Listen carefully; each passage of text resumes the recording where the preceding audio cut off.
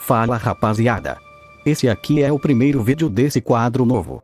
A ideia é bem simples, sou eu falando sobre alguma coisa que está martelando minha mente, enquanto fica essa gameplay aí no fundo, e que se dane.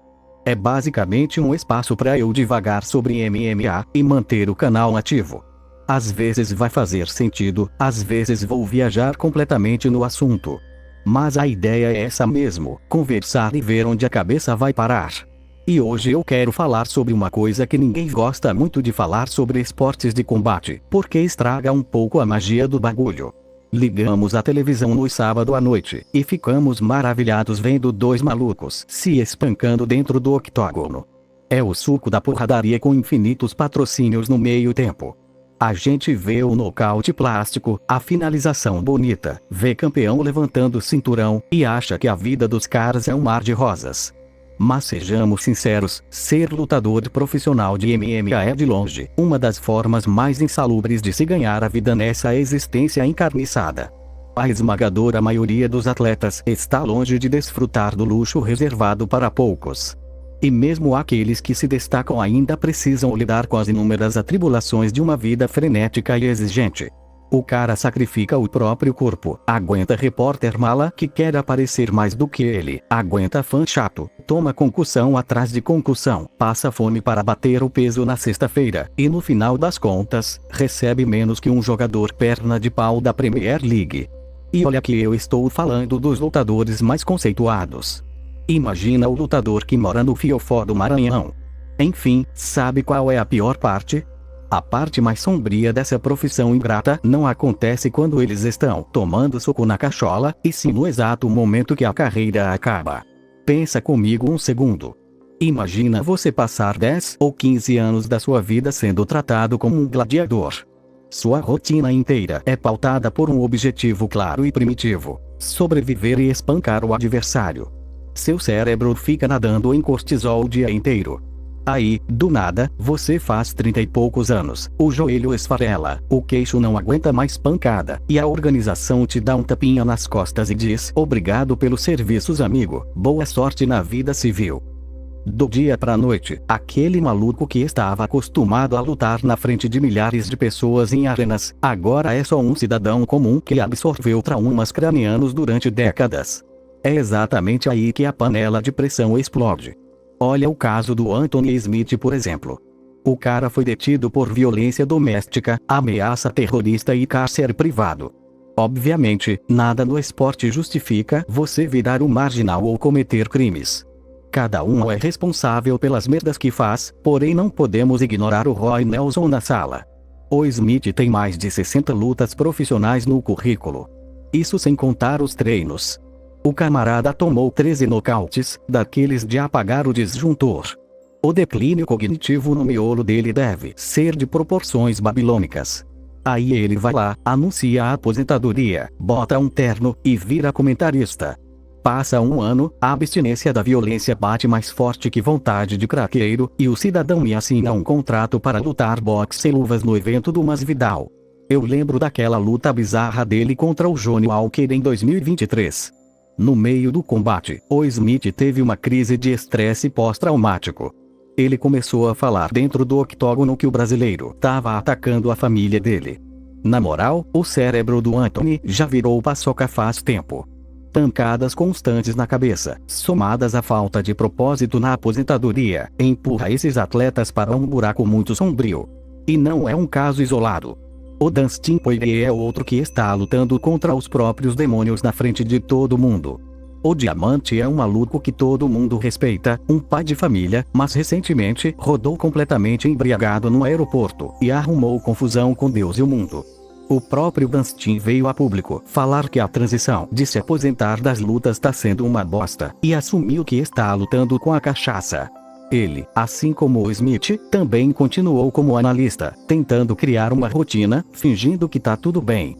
Mas a verdade é que substituir a glória de uma vitória por um microfone comentando luta alheia, não preenche o vazio existencial de quem nasceu pra sair na mão.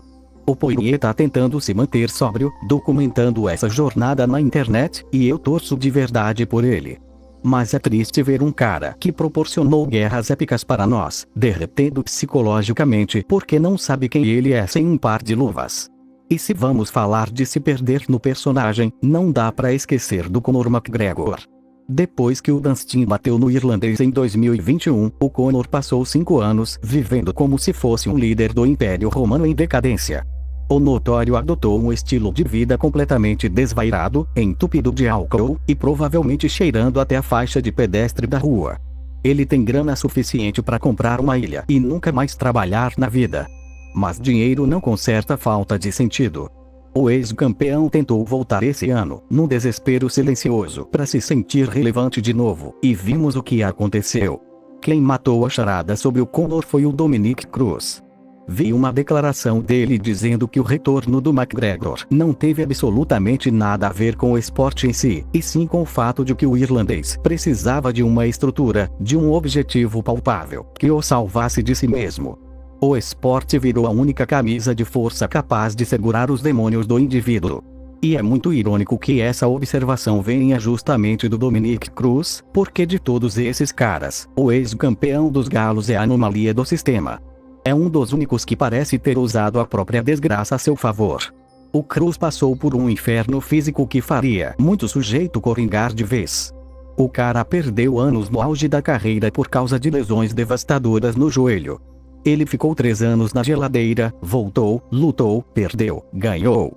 Enquanto a maioria ficaria em casa afogando as mágoas num litrão de cachaça, numa carreira de farinha, ou até em relacionamentos problemáticos, o maluco se manteve resiliente. Adicionando uma informação aleatória aqui, o Movizar Evloev é graduado em Ciência da Computação e Direito. Ou seja, nem todo lutador precisa ser um burrão.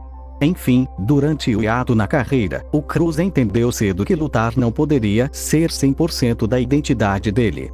Se o joelho dele era feito de paçoca, o cérebro tinha que trabalhar. Ele desenvolveu a oratória, foi correr atrás de virar comentarista, construiu uma carreira na comunicação e achou um propósito fora de tomar soco na cara. Então, quando ele finalmente disse chega, e se aposentou do MMA, a vida já estava montada. É o processo de aprimoramento, e não a profissão em si. Eu admiro muito essa capacidade transcendental de planejamento de vida. Confesso que eu mesmo não tenho essa disciplina, rararará. Porém, eu luto para melhorar. A lição que fica é que o mundo é estranho, e que a realidade é desconfortável para baralho. Acho que os fãs não entendem direito o quão doida é a vida de um lutador. É muita renúncia, traumas e problemas.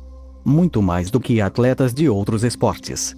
Estamos ainda no começo das pesquisas sobre encefalopatia traumática crônica, a famigerada CTE, e a conta tá chegando. Imagina o quão doido vai ser vermos um Justin Gaethje mais velho. A medicina já tá provando que todo mundo já suspeitava, que décadas de pancada no cérebro transformam a cabeça do cidadão em mingau. E quando o declínio bate na porta, a organização não tá nem aí pra você. O lutador vira um produto vencido na prateleira, igual o BJ Penn, o Ferguson e muitos outros. O esporte arranca a sua juventude, lucra milhões com seu sangue, e quando você não consegue mais juntar lé com cré, vão procurar o próximo jovem com sede de fama e dinheiro. O pior é que não estou fazendo um julgamento moral, porque eu gosto disso, amo o esporte e vou continuar assistindo até o fim da minha passagem pela Terra. A realidade é que ninguém prepara esses aposentados para a vida civil. O MMA exige que o lutador sacrifique a mente em busca da glória. Ajudar esses veteranos a encontrar uma vida além da porradaria deveria ser uma meta das organizações de MMA. Mas, enquanto isso não der lucro, eles vão continuar sendo mastigados e cuspidos. Por isso, admiro profundamente aqueles que escolhem seguir esse caminho. E eu não poderia começar este quadro sem prestar minha homenagem a todos os lutadores que enfrentam diariamente os desafios dessa profissão caraluda. E é isso aí, pessoal. Acho que essa é uma daquelas coisas que ficam na cabeça depois que você começa a olhar para o MMA não só como entretenimento, mas como a vida de quem tá ali dentro. A gente assiste a luta, celebra ou fica triste com o resultado, escolhe nosso favorito, e seguidamente já tá pensando na próxima luta importante. Mas, para o lutador, aquilo ali não termina quando o árbitro separa os caras. Enfim, foi esse o primeiro devaneio, nos vemos no próximo.